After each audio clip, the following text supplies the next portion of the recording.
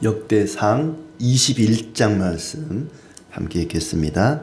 사탄이 일어나 이스라엘을 대적하고 다윗을 충동하여 이스라엘을 계수하게 하니라.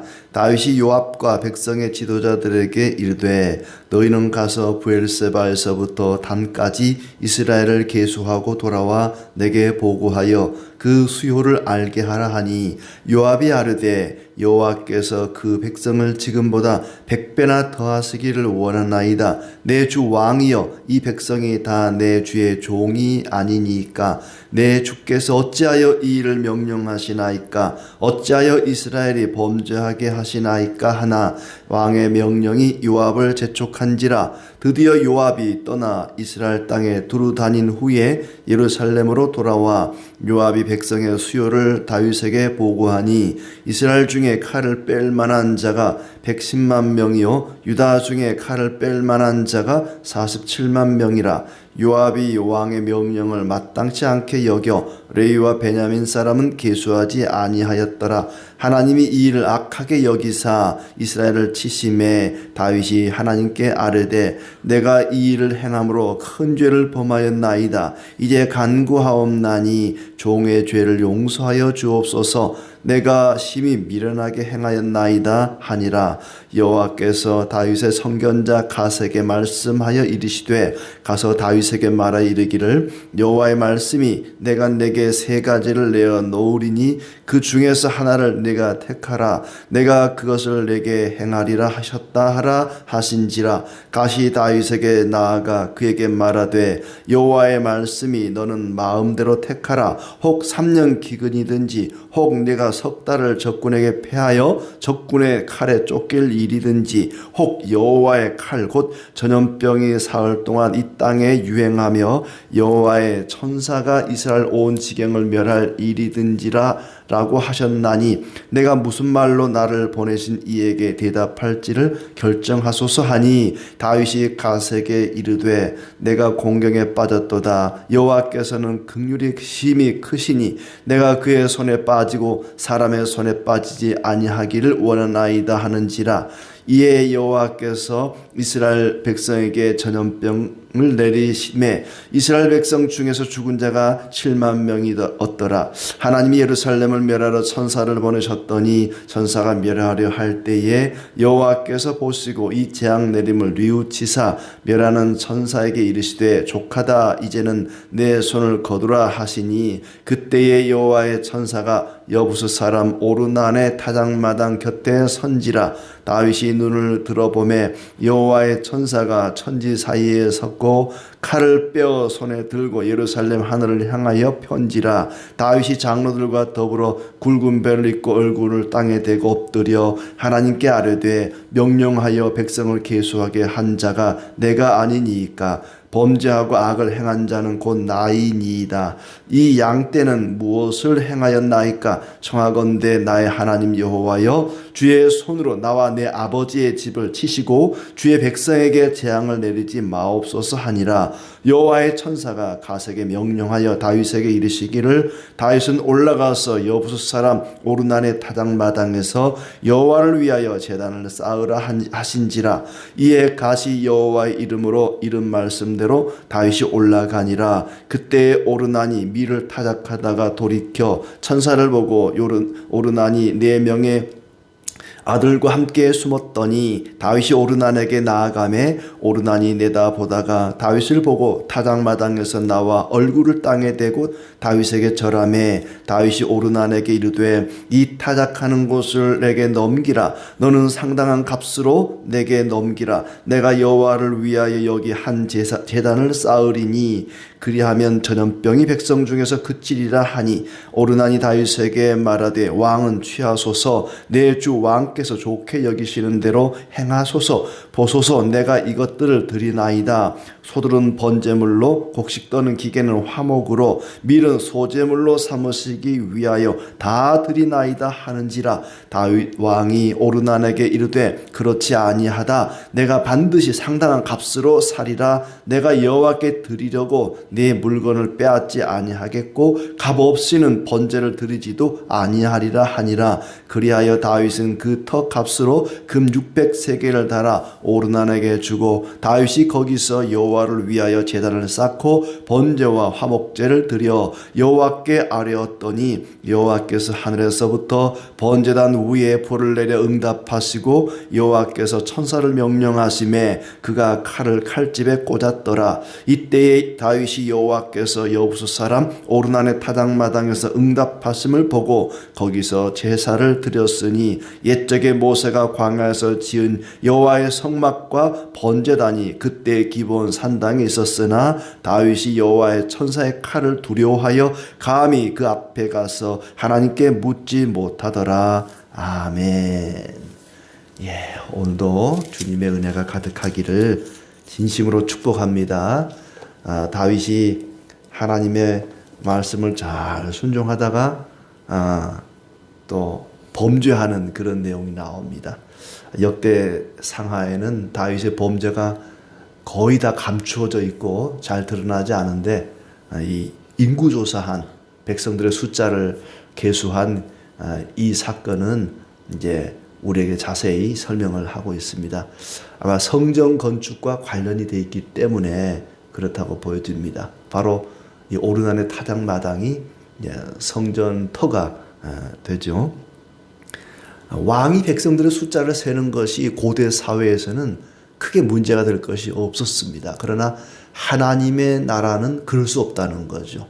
보통 왕들이 백성들의 숫자를 셀 때는 이제 전쟁에 나갈 만한 군사가 몇 명이나 되는지 자기의 군사력을 가늠하기 위해서 숫자를 세기도 하고 또 세금을 매기기 위해서 숫자를 세기도 했습니다. 다윗이 여러 나라와의 전쟁에서 승승장구하다 보니까 아마 자기 힘으로 그 제국을 다스리고 싶은 그런 욕망이 생겼던 것 같아요. 백성의 숫자를 셀 때도 칼을 빼는 자, 칼을 빼서 전쟁에 나가 싸울 만한 사람이 몇 명이나 되는가 이걸 셌던 것 같습니다. 자기의 군사력을 과시하고 싶었던 거죠. 1절에는 사탄이 일어나서 이스라엘과 다윗을 충동했다고 말을 하는데 마치 사탄이 아담과 하와를 충동했던 것처럼 선악과를 따먹고 싶은 마음이 들게 했던 것처럼 다윗에게도 백성들의 숫자를 세서 자기의 힘을 한번 과시하고 싶은 그런 욕망을 다윗의 마음속에 불어넣었다고 생각이 듭니다. 사탄이 다윗을 충동하여 백성의 숫자를 세게 하니까 요압이 거절을 하죠. 요압이 바로 밑에 군대 장관이니까 요압에게 그걸 명령을 했습니다. 이 나라에 칼을 뺄 만한 자가 몇 명이나 되는지 숫자를 한번 계수해봐라 했더니 요압이 거부 의사를 밝히죠. 폐하, 하나님께서 100배나 더하시기를 원합니다. 하나님의 마음만 잡수시면 이보다 훨씬 많은 군사를 우리에게 주시지 않겠습니까? 왜 이 백성의 숫자를 세려고 합니까? 이때만 놓고 보면은 요압이라는 사람이 굉장히 믿음이 좋아 보입니다. 나중에는 또 전혀 그렇지 않은 경우가 나오는데 다윗보다 훨씬 더 믿음이 좋아 보여요. 하나님의 마음만 잡수시면 군사력을 많게도 하시고 적게도 하시고 하나님이 그렇게 하실 수 있는데 왜 백성의 숫자를 세려고 합니까? 어찌하여 이 일을 명령하시나이까? 어찌하여 이스라엘이 범죄하게 하시나이까? 요압은 그것이 범죄라는 것을 인지하고 있었습니다. 백성의 숫자를 세는 것은 하나님 앞에 합당하지 않습니다. 이건 하나님이 명령한 것도 아니고 왕의 그 군사력을 과시하고 싶은 것 같은데 이건 아니라고 생각합니다. 요압이 극구 말리지만은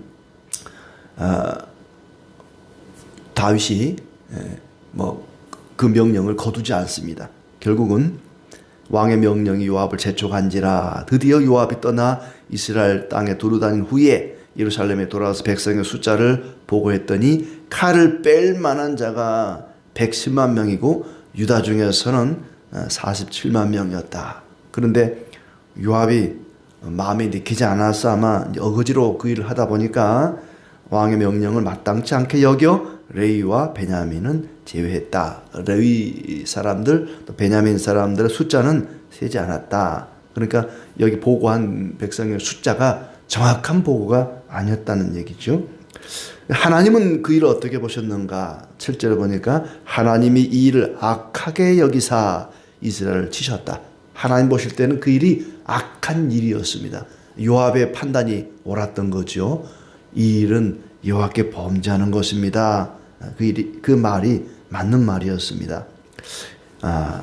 하나님께서 악하게 여기사 이스라엘 치시니까 다윗이 즉각적으로 내가 이 일을 행함으로 큰 죄를 범하였나이다. 종의 죄를 용서해 주옵소서. 심히 미련하게 행하였나이다.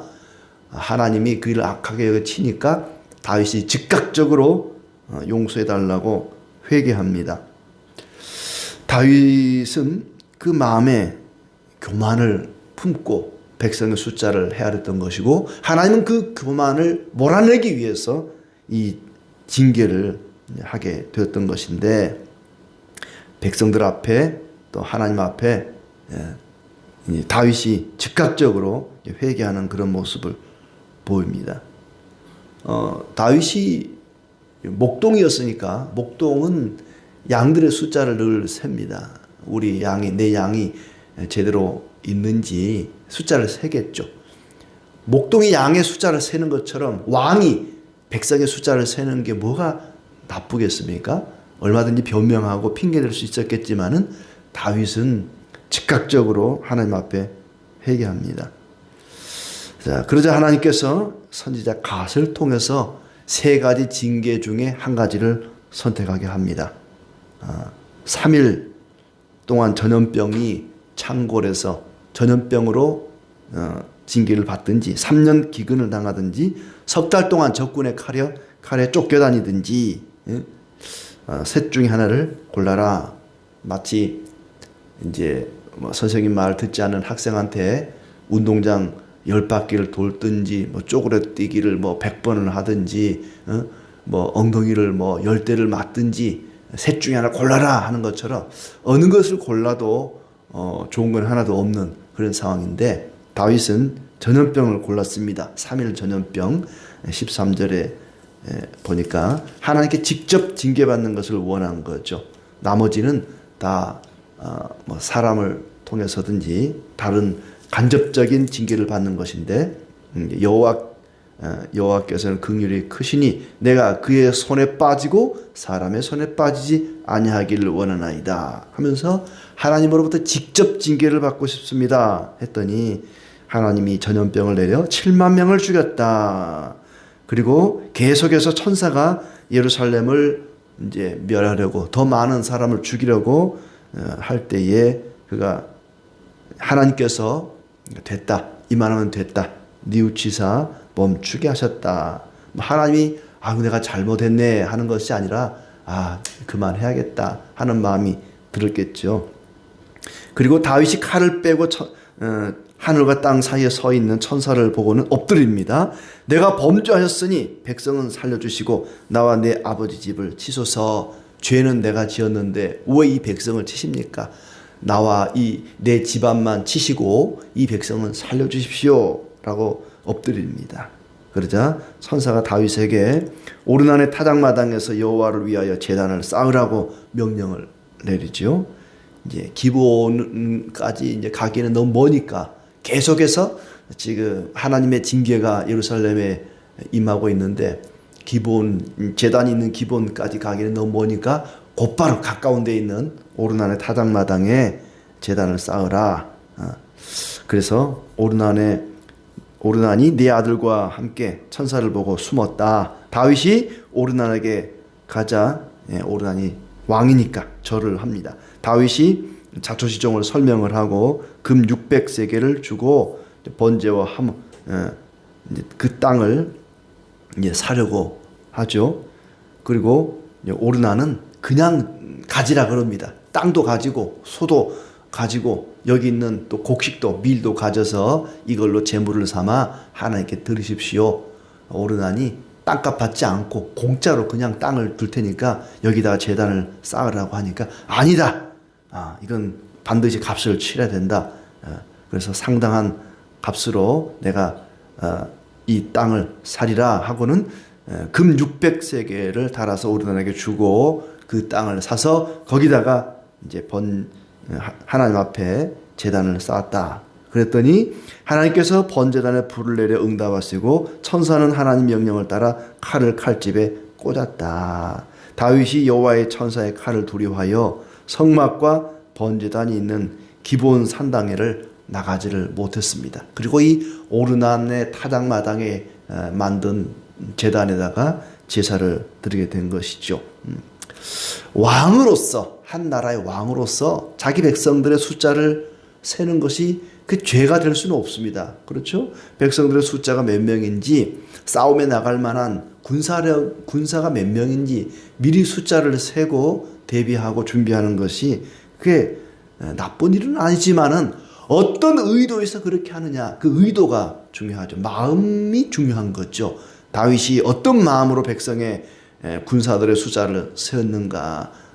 자기가 자기 힘으로 그 나라를 다스려 보겠다. 하나님만 의지하고 하나님의 힘으로, 하나님의 능력으로, 하나님의 도우심으로 그 나라를 다스려야 되는데 그 나라는 하나님의 나라이니까. 그리고 다윗은 그런 마음이 아니라 내 힘으로, 내 능력으로, 나의 군사력으로 이 나라를 다스려 보겠다라는 교만한 마음이 파고드니까 하나님이 그 교만한 마음을 몰아내기 위해서 이런 아주 끔찍한 무시무시한 징계를 동원하십니다. 왜냐하면은 교만이라고 하는 것은 다윗 개인에게도 그렇고 이스라엘 전체를 무너뜨릴 수 있는 치명적인 죄가 될 수 있기 때문에 이런 극단의 방법을 사용하신 거죠. 자, 그런데 다윗은 하나님께서 그 일을 악하게 여기시고 징계를 하시니까 곧바로 엎드려서 회개했다는 것입니다. 이것이 다윗의 매력이죠. 다윗이 그래서 하나님 마음에 합한 사람이고 참 멋진 사람입니다. 잘못이 있을 때, 징계를 받을 때 곧바로 엎드려서 자기의 죄를 시인하고 뉘우치는 것이죠. 하나님은 죄에 대해서 그냥 넘어가지 않습니다. 죄에 대해서 반드시 징계를 하십니다. 예수님께서 십자가에 못 박혀 죽으신 것도 우리의 죄를 담당하시고 죽으신 겁니다. 하나님께서 우리의 죄를 용서하시는데 아무 대가 없이 누구에게도 책임을 묻지 않고 그냥 없는 셈 칠게, 없는 걸로 할게, 그렇게 하지 않습니다. 예수님이 대신 죽으시고 그리고 우리의 죄를 용서하신 거죠. 하나님은 공의의 하나님이시기 때문에, 사랑의 하나님이시기도 하지만 공의의 하나님이시기 때문에 죄에 대해서 그냥 묵과하지 않습니다. 반드시 책임을 묻는다는 것입니다. 그리고 다윗의 이 모습, 자기가 책임을 지려고 하는 그 모습이 참된 리더의 모습이라고 할 수 있습니다. 이 백성들은 아무 죄가 없습니다. 모든 죄는 다 나에게 있습니다. 그러니 나와 내 집안을 치시고 이 백성들을 제발 좀 살려주십시오. 17절 말씀에 분명히 그렇게 얘기합니다. 백성을 계수하게 한 자가 내가 아니니까 범죄하고 악을 행한 자는 곧 나이니이다. 이 양떼는 무엇을 행하였나이까? 나의 하나님 여호와의 주의 손으로 나와 내 아버지의 집을 치시고 주의 백성에게 재앙을 내리지 마옵소서. 모든 책임은 제가 지겠습니다. 이것이 참된 리더지요. 반대로 자기는 책임지려 하지 않고 모든 책임을 아랫사람들에게 다 뒤집어 씌우는 사람은 이건 좋은 리더라고 할 수가 없습니다. 어떤 회사의 사장이 이제 어떤 아랫사람들이 일을 잘못해서, 기획을 잘못해서 자기가 사인을 했어요. 그리고 그 일을 진행을 했는데 어마어마한 손실이 오게 되었습니다. 그러자 이 사장이 내가 옷을 벗겠다. 내가 이 자리를 그만둘 테니 우리 직원들은 이렇게 해고하지 마라. 그냥 내버려둬라. 징계하지 말고 내가 내 책임지겠다. 이런 사장, 이런 리더 올바른 리더죠. 나는 아무 책임 없어. 나는 잘 모르고 그냥 사인한 거야. 이건 좋은 리더라고 할 수가 없습니다. 비록 아랫사람들이 잘못했어도 내 책임이다. 내가 잘못했다. 내가 다 책임지겠다. 이것이 참 좋은 리더라고 할 수 있는데 다윗의 모습이 그런 모습입니다. 하나님, 제가 잘못했습니다. 제가 백성의 수를 세라고 지시했습니다. 요압을 비롯해서 이 아랫사람들은, 백성들은 아무 잘못 없습니다. 제발 이 백성들은 살려주십시오. 저를 징계해 주십시오. 그래서 이 세 가지 징계 중에서도 가장 짧은 3일 전염병을 선택을 했던 것입니다. 책임을 회피하는 사람이 아니라 모든 책임을 자기가 지는 사람. 내가 잘못했으니 내가 책임지겠다. 이런 사람이 참 좋은 리더라고 할 수 있겠죠. 다윗은 참 얼마나 훌륭한 사람입니까? 굉장한 믿음의 사람이죠. 순종하는 사람이고, 그런 훌륭한 믿음의 사람조차도 이런 잘못, 이런 죄, 이런 실수를 할 수가 있습니다. 하물며 우리 같은 평범한 사람은 오죽하겠습니까? 하나님은 은혜와 용서를 하시는 긍휼이 풍성하신 하나님이시지만은 또 죄에 대해서, 잘못에 대해서 그냥 넘어가지는 않으십니다. 하나님은 우리에게 은혜와 사랑을 베푸십니다. 하나님의 은혜와 사랑 없으면 우리는 살 수 없는 죄인들입니다. 다윗 같은 사람도 이런 죄를 범할 수 있다면 우리는 늘 깨어 기도하면서 우리가 죄 가운데 빠져 살지 않도록 늘 조심해야 할 것이고, 행여 죄를 범했을지라도 즉각적으로 회개하는 다윗 같은 이런 모습이 필요하고, 그리고 모든 책임은 제가 지겠습니다. 책임의식을 갖는 사람, 이런 사람이 바로 하나님 마음에 합한 사람입니다. 우리가 때로는 잘못해서 죄를 지을 수 있습니다. 그럴지라도 즉각적으로 회개하고 모든 책임을 자기가 감당하는, 하나님을 기쁘시게 하는 하나님 마음에 합한 사람으로 살아가기를 진심으로 기원합니다.